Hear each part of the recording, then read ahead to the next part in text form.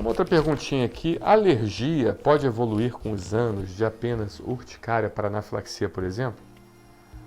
Pode evoluir sim, né? A urticária, bem na verdade, é como eu já falei muitas vezes, né? A urticária a gente divide primeiro em dois tipos. A aguda, urticária com até 6 semanas, e a crônica com mais de 6 semanas, tá? E a urticária crônica a gente divide em mais dois tipos. A urticária crônica espontânea, uma classificação nova. Na minha época era diferente.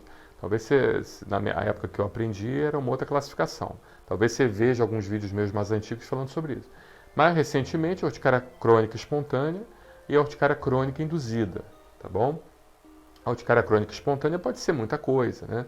Pode ser um monte de problemas. E a crônica induzida é induzida realmente por situações, por frios, por estresse, por calor, por água, chamada urticária aquagênica, por pressão, né? Por vibração, chamada urticária vibratória, tá? Então, só para deixar isso claro. E a urticária crônica espontânea pode ser também de vários outros tipos, né? Várias outras formas de se pensar.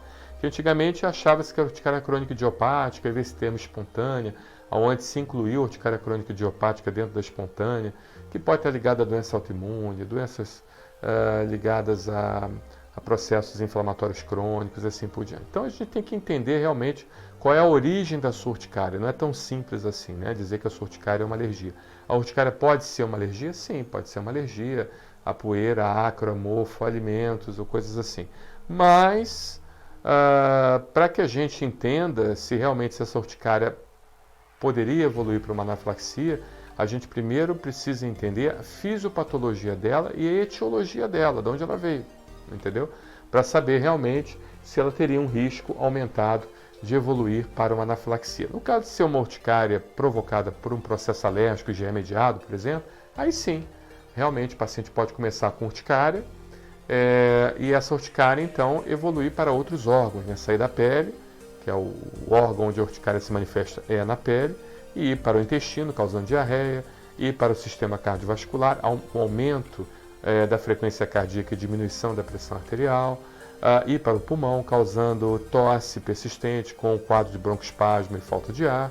Ou seja, a gente precisa entender realmente qual é a origem da sua urticária. Se for, nesse caso, uma urticária de origem alérgica e já é mediada, aí sim, você pode evoluir sim para um quadro de anafilaxia. Anafilaxia é quando envolve mais de um órgão, mais de um sistema, envolve 2 sistemas ou mais. Apesar que existem hoje correntes da medicina que entendem que a anafilaxia não precisa envolver mais de um sistema. Envolvendo um só já seria considerado uma anafilaxia, principalmente quando envolver o sistema cardiovascular. Então, se você somente tem um envolvimento do sistema cardiovascular, então você ainda tem as anafilaxias, né, IgE-mediadas e não IgE-mediadas também, que é um outro assunto, que inclusive já falei isso recentemente, um paciente nos perguntou, e depois você coloca lá anafilaxia não IgE-mediada, que você vai entender também que é uma outra situação, né? Você vê como é que a medicina está sempre se renovando e sempre se atualizando, tá bom? Obrigado pela sua pergunta.